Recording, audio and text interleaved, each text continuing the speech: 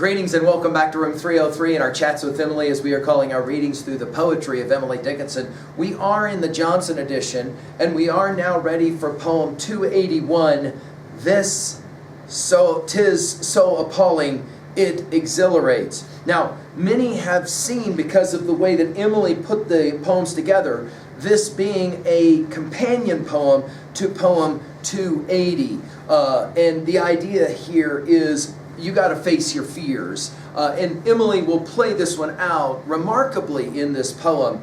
Now, our assumptions are that you've been following our stuff at learnstrong.net. Down that left-hand side, Chats with Emily is our playlist. I'm hopeful that you've already worked through our previous set of introductory comments as well as our previous 280 poems. As we suggested, we just finished with 280. I felt a funeral in my brain.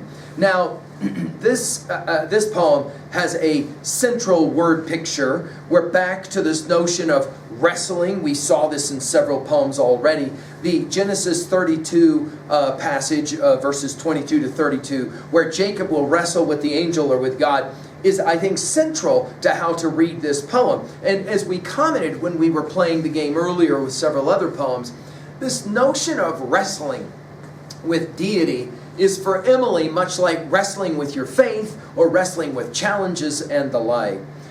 In some ways, some scholars have pointed out that the wrestling can be coming to terms with disappointment and especially loss. Some have said this has to do with the departure from Emily's life of Sam Bowles.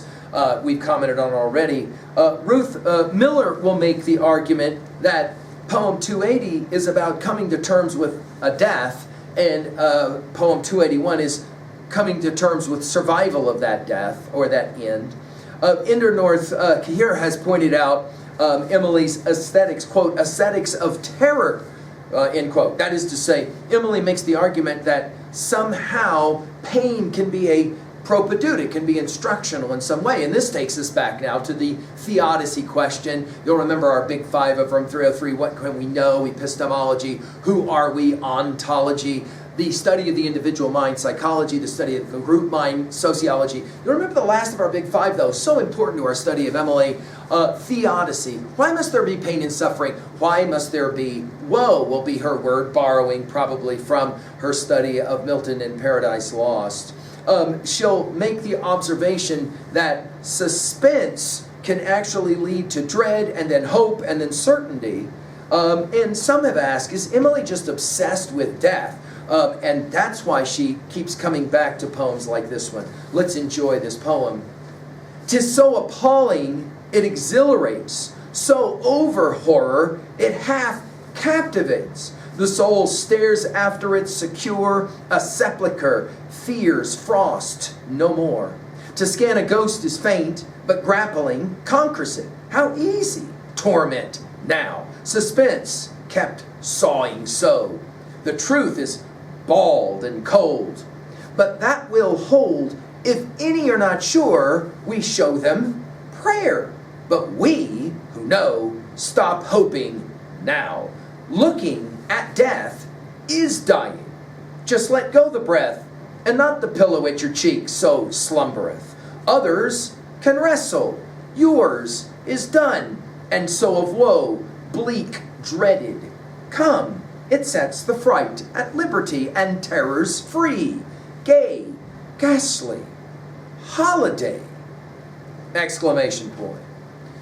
Well, I find this a remarkable poem, and there's so many different ways to read it. In fact, we will ask you at the end of our brief comments here, how do you understand the line? It's an amazing line, looking at death is dying. I find this a remarkable line, and like so many lines from Emily's poetry. Poets, we all say the same thing. If I could just write one line like this, she's written so many of them, it's quite remarkable. Let's begin by, first of all, hearing all these S sounds in this poem and reminding ourselves that when we hit poem 241, you'll remember it, I like a look of agony because I know it's true. We'll bring these two poems, marry these two poems together. Notice we go from "'tis so appalling." Now, the antecedent to the pronoun it in "'tis" is going to obviously be death. It's so appalling, right? that over time it exhilarates. When we hit poem 838, we'll play that game of exhilaration. By the way, you'll remember appalling from poem 274. So, over horror, notice we'll go from horror and appalling to fears, and then we'll go to torment, and then from torment we'll go to woe, her different words here to encapsulate the idea of fears. So over horror, it half captivates, and right away we notice that Emily's playing around with a certain kind of rhymed couplet that makes us think of our Alexander Pope studies, right? So over horror, it captivates. In other words, after you break through the absolute appalling horror of an experience, you can begin to be exhilarated and captivated by it. And she's going to make the argument that coming to terms with death is in fact that. Now, we've said for a long time, borrowing from a poem like this in room 303, that they were teaching it to us, the fact of death, at a very young age, as we were swinging at the park, and they said, it's time to go to the van, and we said, I don't want to go to the van, I want to keep swinging, to which, of course, they said, what? No, honey, you can't swing forever at the park, you have to go to the van. You've not met any 200-year-old people.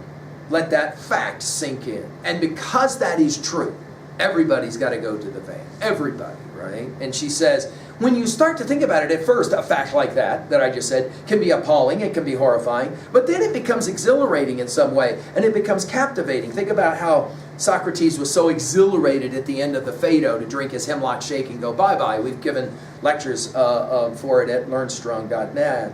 The soul stares after it. Obviously, the body is what dies. Secure, in other words, it's over, it's done. A sepulcher fears frost no more. Notice we go from horror to fear. Fears frost no more. In other words, once the death has happened, there's nothing left to fear. To scan a ghost is faint. It's interesting to use the word ghost here. That takes us to poem 274, and we'll end with the word ghastly in the last line. To scan a ghost is faint, but grappling, we're back to, again, wrestling, although grappling only gets used one time and it's here. By the way, that is the word of the Old English that Beowulf, the poem, uses when Beowulf and Grendel will grapple. You'll remember from our study of Beowulf. But grappling conquers it.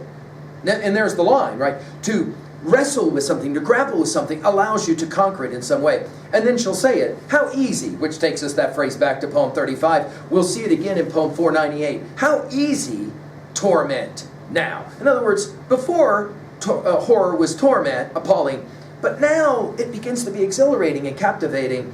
It even becomes easy. Now, we'll use this word now one other time to pay attention to it. Suspense kept sawing so. In other words, we can build things up in our mind and freak ourselves out, suspense, and now there is a certain different kind of suspense. Maybe it is this question of post-mortem, what happens afterlife-wise.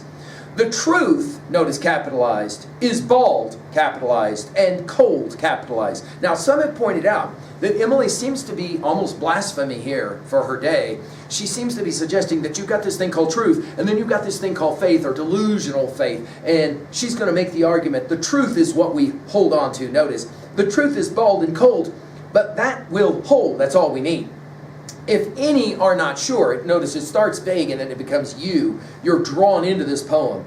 But that will hold. If any are not sure, we show them prayer. But we who know stop hoping. Now again, many have read this as Emily's departure, her break from her traditionally Congregationalist Christianity. And then she'll say it. One of the more remarkable lines in all of her poetry, looking at death is dying. Now, there's so many different ways to read that. Some will say, the longer you spend studying death, understanding death, the less fearful it is. Death dies. And of course, this will sound like John Donne's Holy Sonnet 10, right? Just let go the breath. In 9 poems, that phrase, let go, we'll see it. Just let go the breath. You'll remember in poem 280, this I dropped down, that letting go, you'll remember as we played that game. Let go the breath, notice capitalized, and not the pillow at your cheek, Again, notice the use of the word "your" here to bring you into the poem. Not the pillow at your cheek, so slumbereth, only used one time in all of her poetry, and it's right here. I can't help but this cheek and pillow hear it and not be reminded, you'll remember, of T.S. Eliot's love song of J. Alfred Prufrock. If one settling a pillow by her head should say, that's not what I meant at all. You'll remember that that's a poem in that section, especially. We've given the full lecture at learnstrong.net, where I am not Lazarus, come forth from the grave, come back to tell you all, I should tell you all, is how that whole passage is set up. Obviously, the question of afterlife. Others can wrestle, and this of course takes us back again to that Jacob passage of Genesis 32, 22 through 32. You'll remember that we played this game already in poems 59, 110, and 157. In all three of those poems, you'll remember, it was such an important word picture, this idea of grapple or wrestling.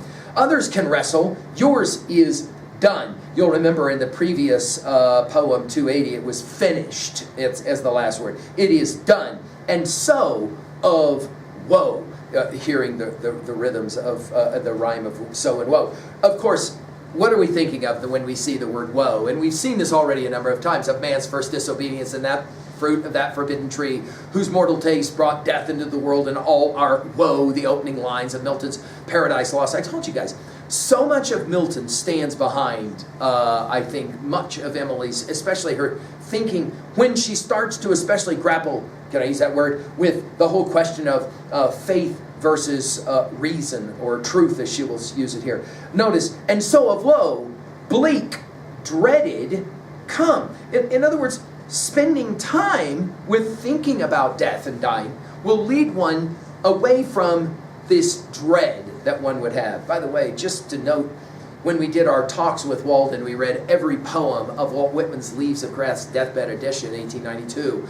All that list is at learnstrong.net as well. You'll remember that the very first word of that Deathbed Edition was what word? It was the invitation word, come. So, of woe, bleak, dreaded, come, right? It's almost invitational.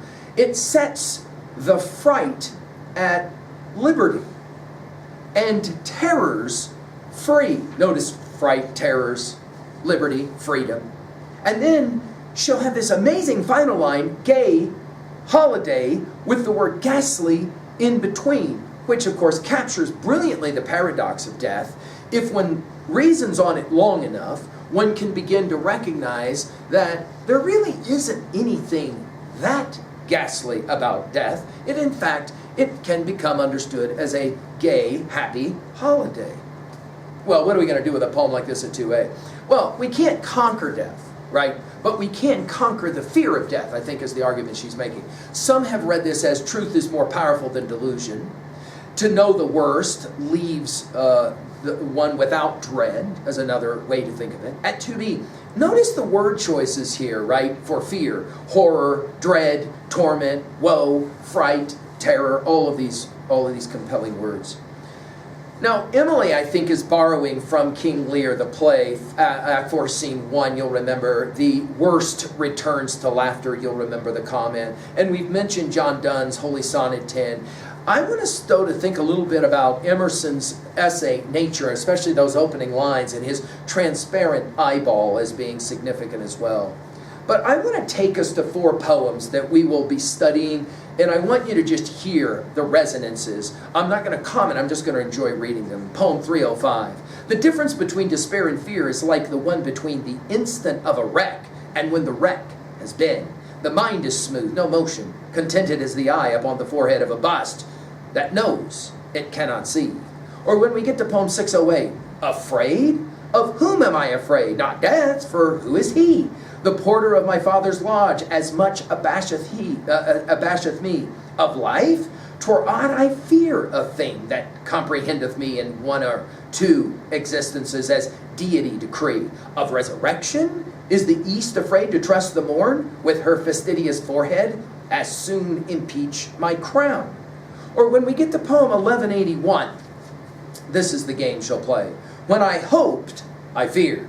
Since I hoped, I dreaded. Everywhere alone as a church remain. Spectre cannot harm, serpent cannot charm. He disposes doom who hath suffered him. And finally, when we hit poem 1277, She'll say it this way: while we were fearing it, it came. But came with less of fear, because that fearing it so long had almost made it fair. There is a fitting at dismay, a fitting at despair. 'Tis harder knowing it is due than knowing it is here.